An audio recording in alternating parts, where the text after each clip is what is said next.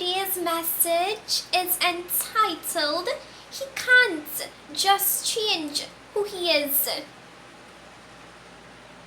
Beloved, are you like me?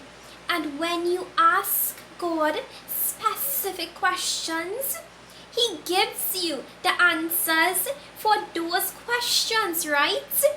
But you really don't like the answers He gives. So after some time passes, do you ask those same questions over again, hoping He'd change His mind? Well, beloved, if that's you, God has lovingly corrected me on this. Here's my thoughts as to why. You see, God's ways, beloved, the things He says at times, they often don't look like our ways, nor are they always things we like to hear. But we believe His words are better and greater, because don't we believe that His ways are good?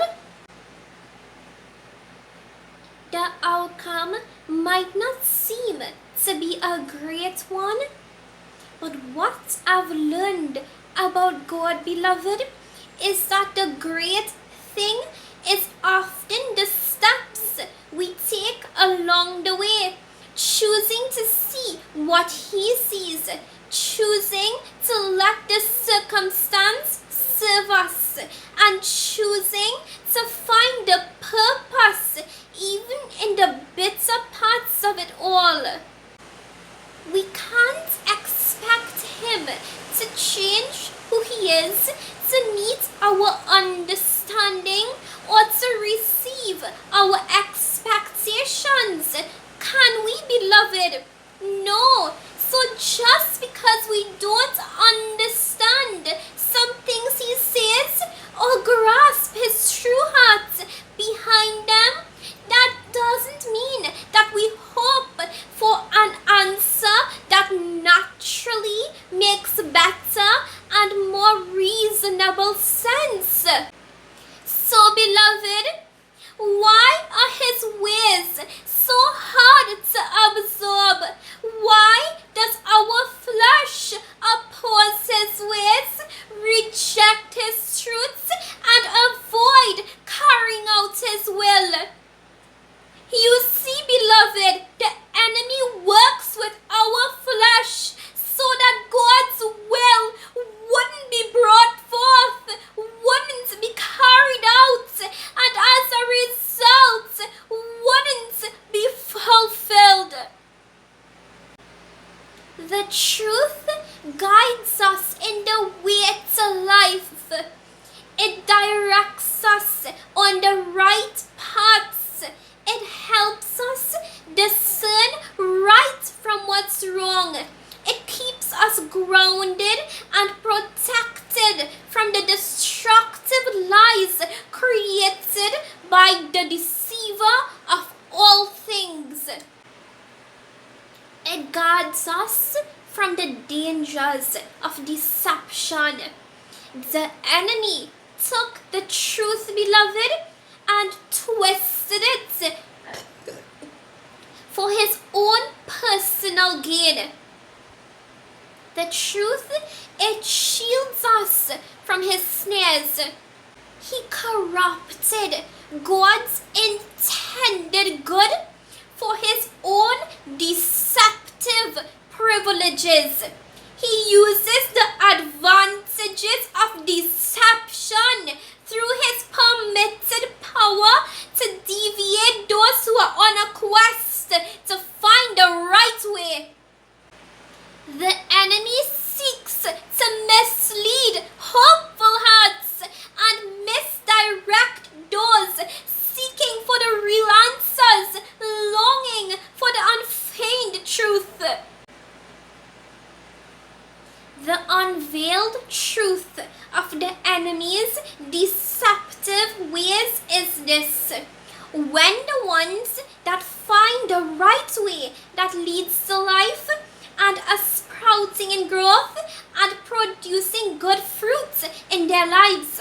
The enemy comes stealthily to destroy the growing seed because his intended aim is to put a stop to true thriving growth.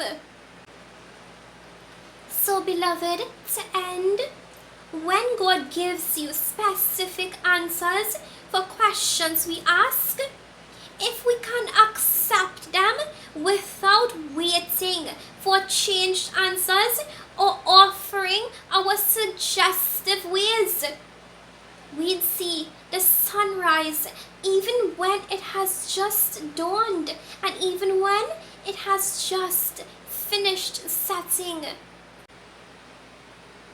We see the stars resting peaceably on the horizon in clouds before settling in the skies, making their home in them from afar.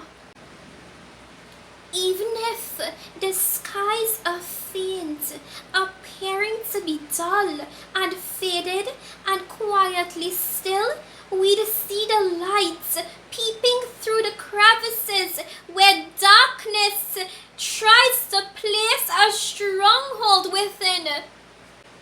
What I mean by those expressions, beloved, is that though God's ways wouldn't always be understood or viewed as something desirable, the fundamental truth is that his ways are purposes embedded in everlasting love, his countless ways.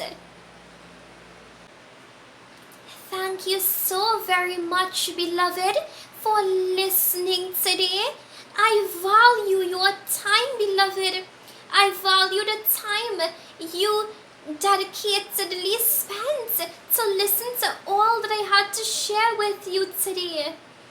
Know that your time wasn't in any way wasted. I pray that you'd understand the message that I took a lot of time preparing and really ensuring that every word felt right to say. May your heart be blessed by these words, beloved, and may your soul also be encouraged.